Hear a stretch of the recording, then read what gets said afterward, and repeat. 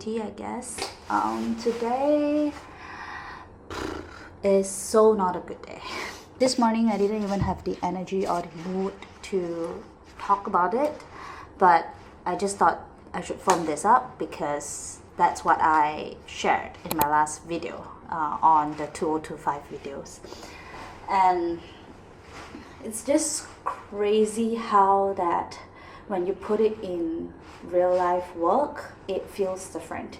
And I don't want to be like, oh, you should meditate, you should journal, you should do this and that, but in real life it's just hard to implement. So I want to show you how it looks like for me.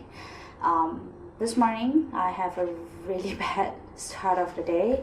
I mean, in summary, I was really angry with myself. I just couldn't function at all. I was in this like freeze angry mode. I was lying on the couch for a whole day.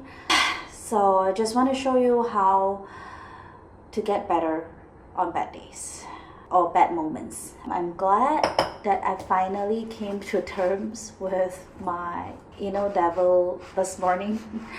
That I went and do something that makes me feel better. I know that I'm having very irrational thoughts, that because I did a mistake, I should not, or I don't deserve to feel better.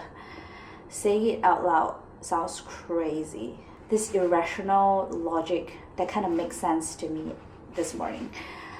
But after I went down for a swim, because I know water and walks makes me feel better all the time, I went down unwillingly, and now I think I'm in a better mindset to do what I need to do for the rest of the day. It's not a good place to be in, and it's okay for me to need some time to process them and find my groove again. I don't need to function at a high level or like I don't have to function like I am on good days, because today is not a good day. That is the reality that I'm in today.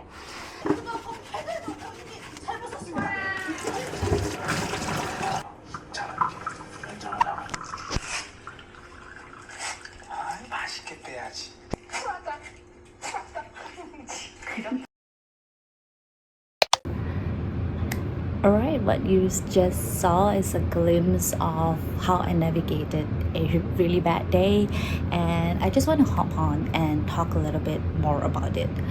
If you think that creating a routine is important for normal days, I think it's even more important to create a routine for your bad days. These routines on bad days will look like floats on bad days. It's like you're drowning, you just need to stay afloat.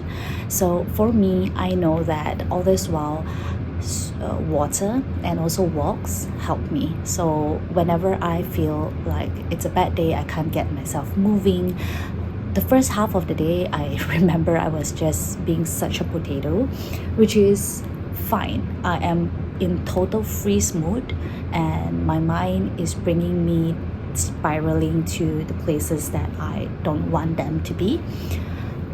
I spent a good few hours just being in that zone, and I remember just at one point I'm like, you know what, you know that water helps, so let's just go for a swim, right? On days where I really cannot even bring myself for a swim, I would just go for a shower. So I know it sounds very small, maybe swimming not, but showering, maybe it feels very small, but at that moment that is huge for me. So I always keep in mind that whenever I am in a spiraling mode, I be extra gentle to myself. You can come up with your own routine as well. What I found is that you have to experiment with them. Let's say on a good day, whenever you feel like a slight inconvenience in the day, what helps? Go for a walk. Some of my friends, they actually prefer writing things down. They like journaling. Personally, I've tried and it doesn't help me as much as going for a walk. So I love doing things that are non-mental load. Does that make sense?